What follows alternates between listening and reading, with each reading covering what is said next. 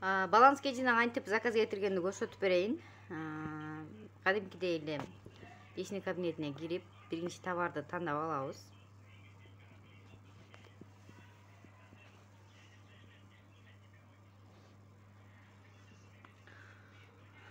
Тандап алып, калган жактары дал мурдакыдай эле силерге көрсөтүп берейин.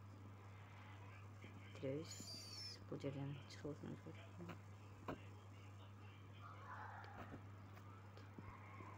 атын жазабыз.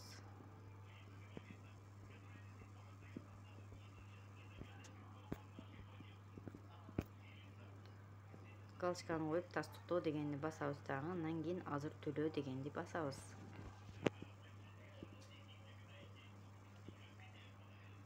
Азыркы күндө бизде кыргыз сайты ачылгандан бери бизге өтө сонун мүмкүнчүлүктөр пайда болгон. Мынакей бул жерде карта чыгат.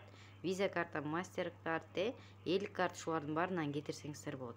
Ал эми баланс кежинен кетириш үчүн же болбосо эл сом о деңгейден кетириш үчүн мына кичинекей стрелка ошонду бассаңыздар, мына бул жерден чыгат. Мына мобильная деп турат. Эгерде эл сомдон кетирсек, мына кошелекту, электронный кошелек деген тандайбыз. Ал мен баланс кежинен кетирем. Баланс кежини тандадым и баланс кежин номеримди жазам.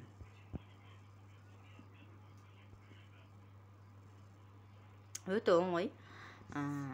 Номериңиздерди жазсаңыздар эле ичинде акча болсо код келет сиздерге. Ошону жазып эле оплатить басасыздар. Заказ кетет, эч кандай кыйынчылыгы жок. Мынакей уже заказ кетти, көрдүңүздөрбү?